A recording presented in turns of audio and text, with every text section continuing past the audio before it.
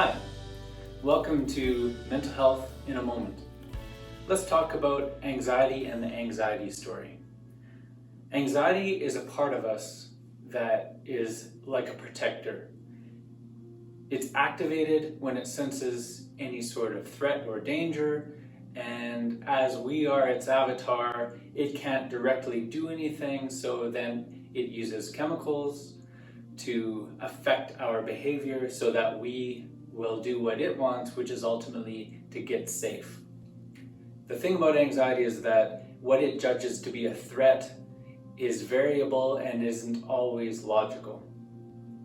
So, what can we do to get a handle on our anxiety and get back to choosing, get back to doing, as opposed to doing whatever it is that anxiety wants us to do, which is often about escaping and avoiding?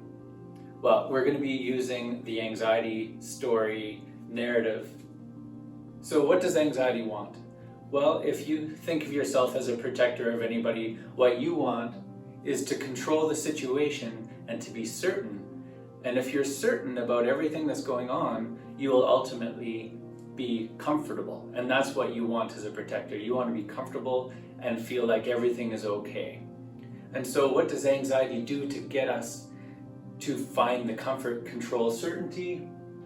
Well, it'll get us to think and worry and wonder. It'll get us to look and explore, sometimes chase, but then sometimes we'll avoid and escape.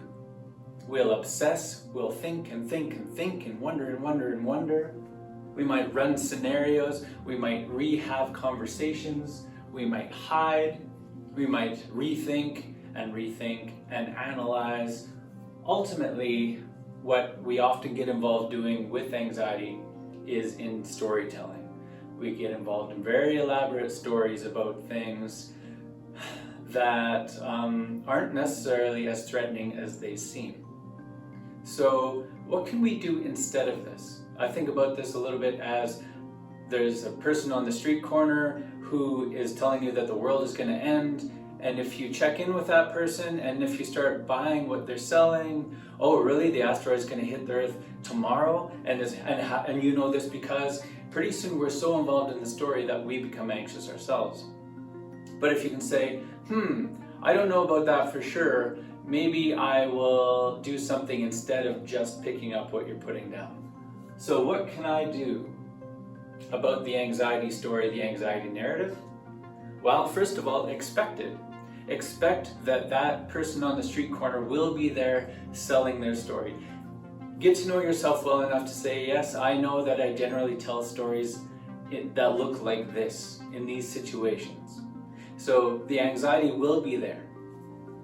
The next thing to do is externalize. If you get involved in that story, you're going to find yourself wrapped right up in it. But if you can again use your breath,